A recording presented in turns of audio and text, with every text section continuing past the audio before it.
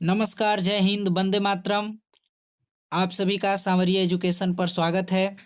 UP TET, D triple S B या कोई भी एग्ज़ाम जहां से संधि पूछ ली जाती है, तो हम यहाँ पर संधि देखेंगे। संधि के जो भेद होते हैं वो भी देखेंगे। तो भेद में जो पहला भेद स्वर संधि होता है, उसके पांचों प्रकार को हम देखेंगे। परिभाषा और ट्रिक दोनों साथ साथ देखेंगे। परिभाषा के साथ ट्रिक भी, जिससे आप क्वेश्चन को देखकर 1 सेकंड में आंसर क्लिक कर सकते हैं। तो सबसे पहले आइए वीडियो शुरू करते हैं। इसमें पहले संधि को हम देखेंगे कि आखिर संधि क्या होती है। तो संधि जो होती है, हमारी संधि दो वर्णों के मेल से जो विकार उत्पन्न होता है, दो वर्णों के मेल से जो विकार उत्पन्न होता है वह संधि कहलाता है। वर्ण क्या कहलाते हैं? तो वर्ण में जैसे क, ख, ग, ये सब जो आपने पढ़ा है, क ख ग अंग अ आ, ये सब वर्ण कहलाते हैं। वर्ण का मतलब होता है अक्षर। तो जो अक्षरों के मेल से जो विकार उत्पन्न होता है वह संधि कहलाती है। यहाँ पर आप उदाहरण में देख सकते हैं कि देव धन आलय देवालय, जगत धन नाथ जगन्नाथ, परीक्षा धन अर्थी बराबर परीक्षार्थी। तो ऐसे शब्द जो हैं संधि होते हैं। इनका ये विच्छेद रहा और ये पूरा जो शब्द इनका संपूर्ण निचोड़ है कि परीक्षा और अर्थी मिलने पर क्या होता है। तो यहाँ पर प्लस हो रहा है, मतलब संधि हो रही है। संधि का मतलब ही होता है मेल करना। तो संधि में मुख्य रूप से 3 भेद होते हैं। पहला जो होता है हमारा स्वर संधि होता है, दूसरा जो होता है व्यंजन संधि होता है, और जो तीसरा होता है विसर्ग संधि होती है। तीसरा विसर्ग संधि। तो आज हम स्वर संधि को कंप्लीटली देखेंगे, ट्रिक के साथ और परिभाषा के साथ भी देखेंगे। तो आइए हम पहले स्वर संधि के बारे में जानते हैं कि स्वर संधि किसे कहेंगे। तो स्वर संधि जो होती है, यहाँ पर दिया है कि स्वर संधि दो स्वरों के मेल से जो विकार उत्पन्न होता है वह स्वर संधि कहलाता है। आखिर स्वर क्या होते हैं? आपको मालूम होगा कि स्वर हिंदी में 11 होते हैं। स्वरों की संख्या हिंदी में 11 होती है। अ, आ, छोटी बड़ी छोटाऊ बड़ाऊ, री, ई, ए, ओ, औ, अंग, अह, ये सभी स्वर कहलाते हैं। तो इनकी संख्या 13 होती है, लेकिन इनमें से दो को, अंग और अह को, अलग नाम दिया जाता है, जिसको अयोगवाह कहते हैं। अयोगवाह में जो अंग का मात्रा होता है उसको अनुस्वार कहते हैं, जो अह का मात्रा होता है उसे विसर्ग कहते हैं। तो जिस भी शब्द में अंग का मात्रा लगा है उसमें अनुस्वार का प्रयोग होता है। जिसमें जैसे प्रातः, तो उसमें अ का मात्रा लगा होता है, तो यहाँ पर ये विसर्ग हो जाता है। यहाँ पर अगर हम कंचन लिखें तो यहाँ पर जो अंग का मात्रा ये है, ये अनुस्वार का प्रयोग करता है। तो स्वर आप समझ में आ गया होगा आपको। और दो स्वरों के मेल से, जहाँ पर दो स्वर ही मिले और उनसे जो शब्द नया उत्पन्न होगा वह स्वर संधि होगी। तो इसके कौन कौन से भेद होते हैं पहले हम उसको देखेंगे, उसके बाद एक एक को लेकर के ट्रिक के माध्यम से भी हम देखेंगे। तो स्वर संधि में देखिए कि स्वर संधि में 5 भेद बताए गए हैं। पहला जो होता है दीर्घ संधि, दूसरा गुण संधि, तीसरा वृद्धि संधि, चौथा यण संधि, पांचवा अयादि संधि होती है। तो हम यहाँ पर सबसे पहले दीर्घ संधि क्या है, इसको कैसे समझेंगे ट्रिक के माध्यम से भी आइए देखते हैं, और परिभाषा के साथ भी देखते हैं। तो यहाँ पर जो पहली संधि हम देख रहे हैं दीर्घ संधि, यहाँ पर दीर्घ संधि की परिभाषा आप देख सकते हैं कि दीर्घ संधि होती क्या है। कह रहा है कि दीर्घ संधि में ह्रस्व या दीर्घ अ ई उ के पश्चात क्रमशः ह्रस्व या दीर्घ, फिर अ ई उ या आ बड़ी ई बड़ाऊ उ भी आए तो दोनों मिलकर दीर्घ ही हो जाता है। बड़ा आ बड़ी ई बड़ाऊ उ हो जाते हैं। उदाहरण में आप देख सकते हैं विद्याधन अर्थी विद्यार्थी, वधुधन उर्मी वधुर्मी रविंद्र, ऐसे बहुत सारे शब्द होते हैं। तो दीर्घ का मतलब होता है बड़ा, दीर्घ का मतलब होता है कि बड़ा, बड़े जो स्वर होते हैं। ह्रस्व स्वर, ह्रस्व स्वर क्या होता है? तो ह्रस्व स्वर में ये अ, छोटी ई, छोटा ऊ और री, ये जो होते हैं हमारे ह्रस्व स्वर कहलाते हैं। बाकी जो बचते हैं बड़ा आ, बड़ी ई, बड़ा ऊ, ये सभी ए ओ औ, ये दीर्घ स्वर कहलाते हैं। तो इन्हीं दोनों का जब आपस में मेल होगा, इन्हीं दोनों का जब अ ई उ के साथ अगर आ ई बड़ी ई या दीर्घ आए चाहे ह्रस्व आए, दोनों मिले या दोनों दीर्घ हो तो भी दीर्घ ही बनेगा, ये ध्यान रखना है। तो ये तो परिभाषा रहा। अब चलिए ट्रिक बताते हैं। तो ट्रिक क्या है? भले आपको परिभाषा आता हो या नहीं आता हो, आपको एग्जाम में शब्द मिलेंगे, विच्छेद मिलेगा, तो ये बताना होगा कौन सी संधि है, या शब्द देकर विच्छेद दे देगा और पूछेगा कौन सी संधि है। तो यहाँ पर आप देख सकते हैं कि विद्या, द में आ का मात्रा है, अर्थी में अ है, तो द में जो आ का मात्रा है, तो आ के साथ क्या मिल रहा है, अ मिल रहा है। तो आ के साथ अ मिला, तो यहाँ पर द में आ हो गया, विद्यार्थी। यहाँ पे वधु में देखिए बड़ाऊ का मात्रा, यहाँ भी बड़ाऊ का मात्रा, तो दोनों बड़ाऊ बड़ाऊ मिलके बड़ाऊ का मात्रा ही, यानी कि दीर्घ स्वर ही बन रहा है। रविंद्र, व में छोटी का मात्रा, इधर भी छोटी, तो दोनों छोटी मिलके यहाँ पे बड़ी का मात्रा।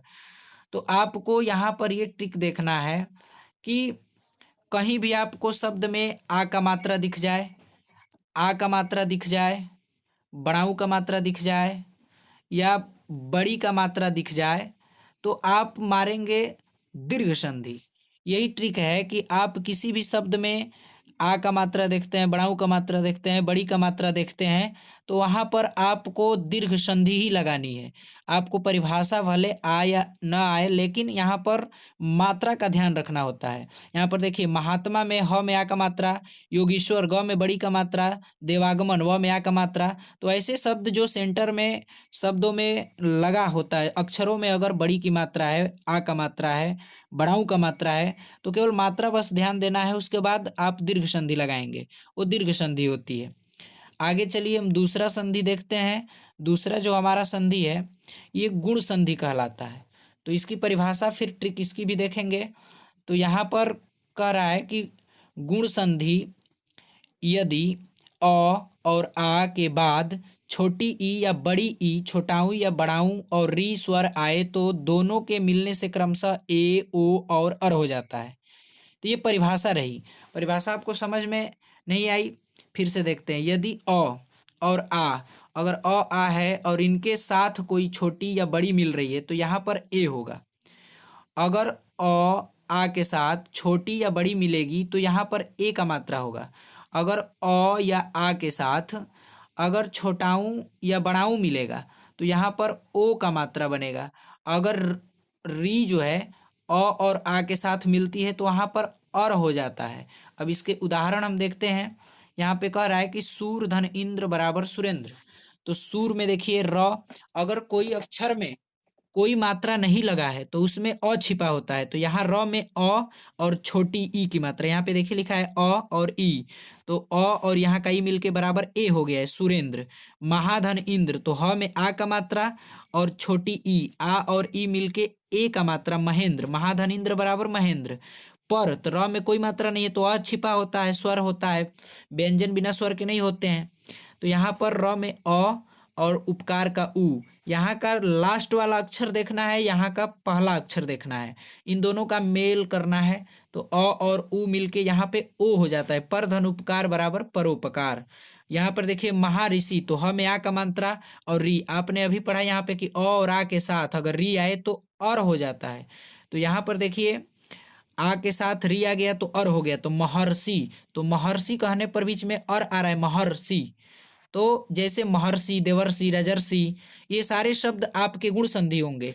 सुरेंद्र, महेंद्र, देवेंद्र, ये सारे ए के मात्रा वाले जो शब्द हैं, ये सभी गुण संधि कहलाएंगे। परोपकार जो है ओ का मात्रा वाला भी कौन सी संधि कहलाएगा, गुण संधि कहलाएगा। अब ट्रिक में आपको ये देखना है कि आपको बस वो शब्द देखने हैं जिसमें ए का मात्रा लगा हो, या ए का मात्रा ये लगा है, या ओ का मात्रा लगा हो। तो कोई भी शब्द में ए का मात्रा लगा है या ओ का मात्रा लगा है, या ऋषि वाला में और है, जैसे र वाला शब्द यहाँ पर ये जो महर्षि, देवर्षि ऐसे शब्द आए, राजर्षि, तो ये तीनों जो शब्द ऐसे आपको दिख रहे हैं, तो गुण संधि में ट्रिक लगाएंगे हम। तो ये ट्रिक रही कि आपको भले परिभाषा आए चाहे ना आए, लेकिन आपको शब्दों का ध्यान रखना है कि शब्द में ए का मात्रा जितना भी, सुरेंद्र, महेंद्र, देवेंद्र, यहाँ पर महर्षि, देवर्षि, राजर्षि, परोपकार, लघुर्मी, तो यहाँ पर सॉरी, परोपकार में ओ का मात्रा जो होता है, और महर्षि में अर जो होता है, अर, तो अर आ गया, तो ये महर्षि, देवर्षि, राजर्षि, ये सभी किस में आएंगे, गुण संधि में आएंगे। तो यहाँ पर बस दो मात्राओं का, तीन मात्राओं का ध्यान रखना है। ओ का मात्रा, ए का मात्रा और ऋषि वाला, ये तीनों अगर शब्द में आपको दिखते हैं तो आप गुण संधि लगाएंगे। ये इसकी ट्रिक रही। आगे चलिए, आगे हम चलते हैं। अगला जो संधि हमारी आती है, यहाँ पर वृद्धि संधि आती है। तो वृद्धि का नाम ही है बड़ा होना, वृद्धि का मतलब बढ़ना।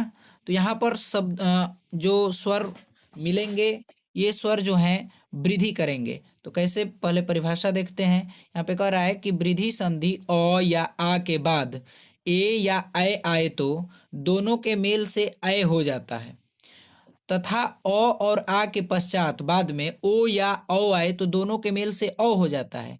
तो आपने परिभाषा समझा कि अ हो चाहे आ हो, अगर इनके बाद ए या ऐ दो चीज मिल रही इन दोनों के साथ तो ऐ ही होगा। भले ए मिले या अ मिले तो भी ऐ, अगर ऐ जो है ऐ भी मिले आ के साथ या आ के साथ ऐ मिले या ए और ऐ दोनों मिलता है और या के साथ तो ऐ का मात्रा ही बनता है। और आ के साथ अगर ओ मिले और औ मिले तो ओ और औ दोनों अगर इन दोनों के साथ मिलते हैं तो अंत में औ का ही मात्रा बनेगा। तो यहाँ पर देखिए वृद्धि हो रही है। जैसे कि औ आ था तो ये ह्रस्व है, दीर्घ है। तो इन दोनों के साथ अगर मिलता है कोई भी ए या ऐ मिलता है तो यहाँ पर वृद्धि इसमें हो गई कि बड़ा का दीर्घ स्वर का ही बनेगा ऐ। और यहाँ पर ह्रस्व या दीर्घ के साथ यहाँ दोनों अगर दीर्घ मिलते हैं तो दीर्घ ही बन रहा है, यहाँ पे औ का मात्रा बन रहा है। तो यहाँ पे मात्राओं का ध्यान रखना है, ये परिभाषा रही। यहाँ पर उदाहरण देखते हैं कि 1 - 1 बराबर 1 1। तो यहाँ पर 1 - 1 बराबर 1 1 यहाँ पे मिसप्रिंट हो गया है। यहाँ पे हम करेंगे, यहाँ पर 1 1 हो जाएगा, दो मात्रा लगी 1 1।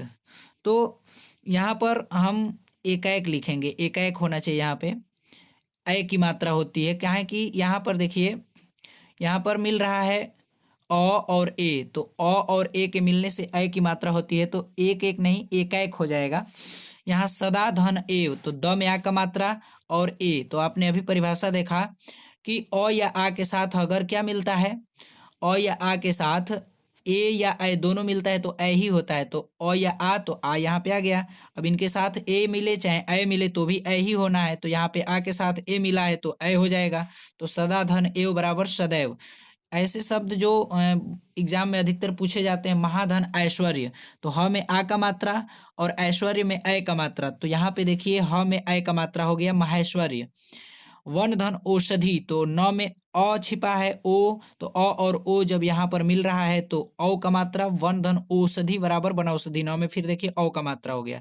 महाधन औषध, तो महा में आ का मात्रा ह में और औषध का पहला ये औ, आ और औ मिल के औ ही होगा, क्योंकि आपने अभी देखा कि अ और आ के साथ ओ या औ मिले तो भी औ ही होना है। तो आ है यहाँ पे औ है, दोनों के मिलने से औ हो गया। अब ट्रिक ये लगानी है कि आपको ऐसे शब्द देखने हैं जिसमें ऐ की मात्रा हो, जिसमें क्या हो, ऐ की मात्रा लगा हो कोई शब्द में, या औ की मात्रा लगा हो। ये दोनों शब्द आपको बस इसमें देखने हैं। कोई भी शब्द हो अगर उसमें औ की मात्रा है या ऐ की मात्रा है, तो ऐ की जो मात्रा है या औ की मात्रा है, तो ये दोनों शब्द दोनों मात्रा अगर किसी शब्द में आपको दिखते हैं तो आप तुरंत क्लिक करेंगे वृद्धि संधि पर। तो आशा करता हूं कि आपको ये समझ में आ गया होगा वृद्धि संधि। अगला चलते हैं 4 नंबर पे। 4 नंबर पे कौन सी संधि आती है, तो हमारी 4 नंबर पे यण संधि आती है। अधिकतर क्वेश्चन यहाँ से अधिकतर पूछे जाते हैं यण संधि से। तो इसकी परिभाषा क्या है कि यण संधि जो होती है, यदि छोटी ई बड़ी ई छोटाऊ बड़ाऊ और री के बाद अलग अलग स्वर आए तो छोटी बड़ी का छोटाऊ और बड़ाऊ का व तथा री का र हो जाता है। तो यहाँ पर आप देख सकते हैं कि परिभाषा में कह रहा है कि छोटी बड़ी छोटाऊ बड़ाऊ या री हो, इनके बाद अगर कोई इनसे हट के अलग स्वर आए तो छोटी और बड़ी ई का जो है क्या हो जाता है, छोटाऊ ऊ और यहाँ पर हो जाता है। और छोटाऊ और बड़ाऊ का व जो होता है, यहाँ पर छोटाऊ बड़ाऊ के साथ कोई मिलता है तो वह हो जाता है, तथा री का र हो जाता है। यहाँ पर देखिए उदाहरण में है कि अति धन अधिक बराबर अत्यधिक, तो यहाँ पर ई और अ मिल के य हो गया।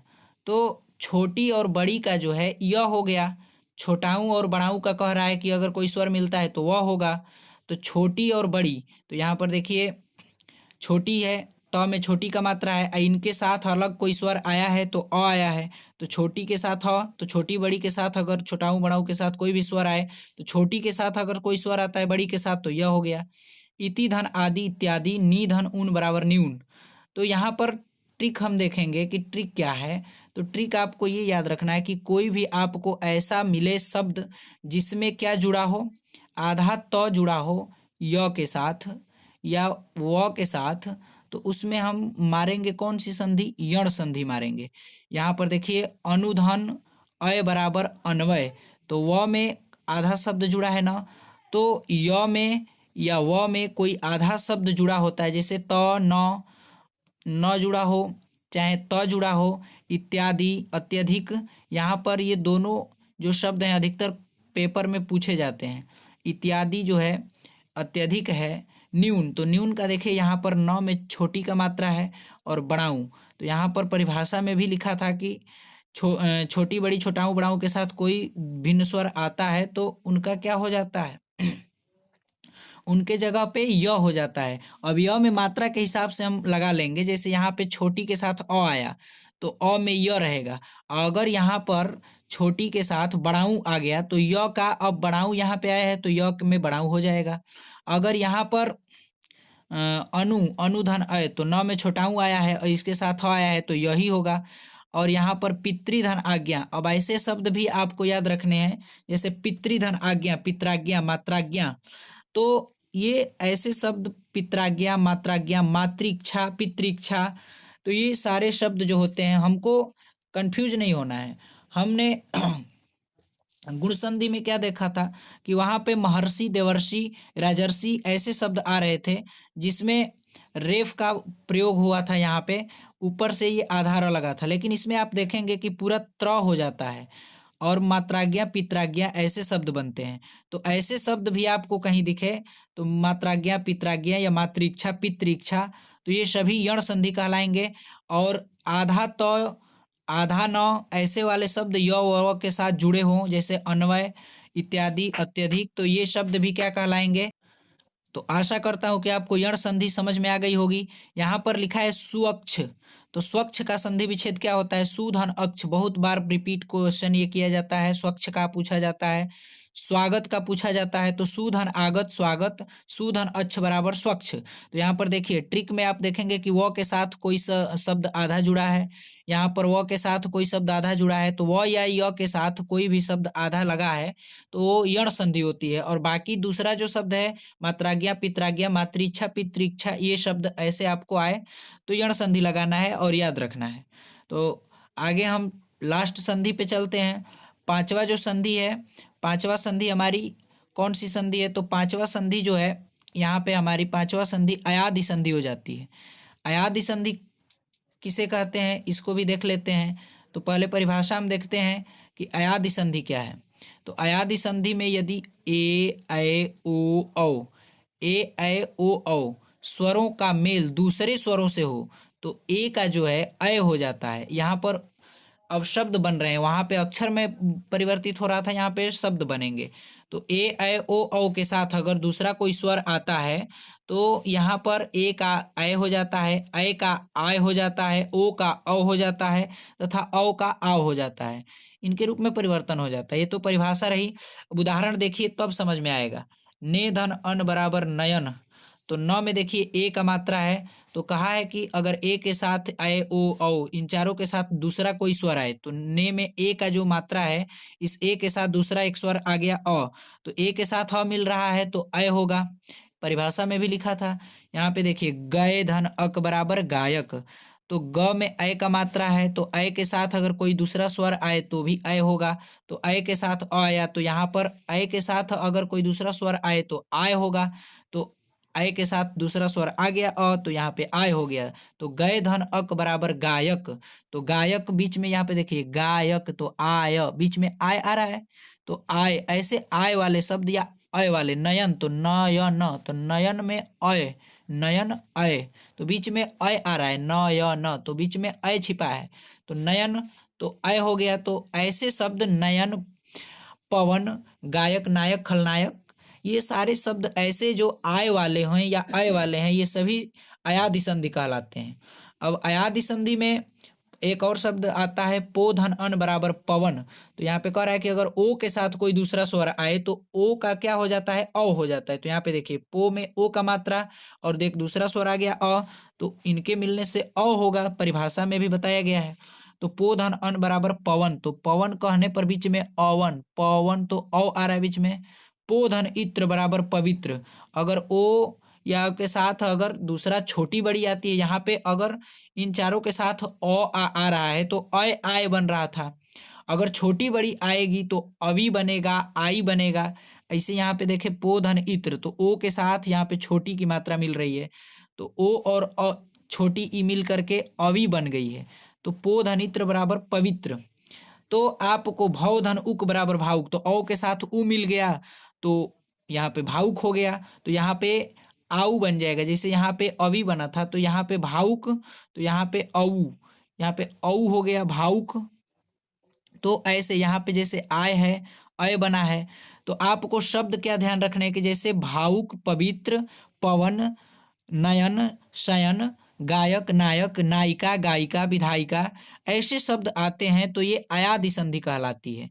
तो आशा करता हूं कि आपको पांचों संधि ट्रिक के साथ, परिभाषा के साथ समझ में आ गई होगी। वीडियो कैसा रहा अंत में जरूर कमेंट करके बताएं। और आगे हम एक और स्लाइड लिए हैं जिसमें इन पांचों संधियों का निचोड़ है। आपको इस तरह से भी याद रखना है तो रख सकते हैं, जैसे यहाँ पे दिया है कि अगर आ बड़ी ई बड़ा ऊ आपको किसी शब्द में दिखे तो दीर्घ मारिएगा। अगर किसी शब्द में अ ए ओ को गुण संधि कहते हैं तो ये शब्द ए और ओ दिखे तो गुण संधि। अगर किसी शब्द में ए औ दिखे तो दो मात्रा अगर दिख रहा है तो आप वृद्धि संधि मारेंगे। य र ल व, अगर ये चार शब्द य र ल व ये शब्द अगर दिखते हैं तो आप यण संधि मारेंगे। आपको बताया गया कि य में, र में, ल में, व में आधा शब्द अगर जुड़ा होता है तो य र ल व यण संधि कहलाती है। एवं जो अय आय आय औ आओ आदि ऐसे शब्द आते हैं, लास्ट में बताया गया विधायक, नायक, खलनायक, पवन, गायक, नायिका, गायिका, तो ऐसे शब्द अयादि संधि कहलाते हैं। तो ये एक स्लाइड में दिखाया गया है कि पांचों को कैसे हम एक साथ याद रख सकते हैं। तो धन्यवाद। वीडियो कैसा लगा आप देख करके कमेंट में ज़रूर बताएं।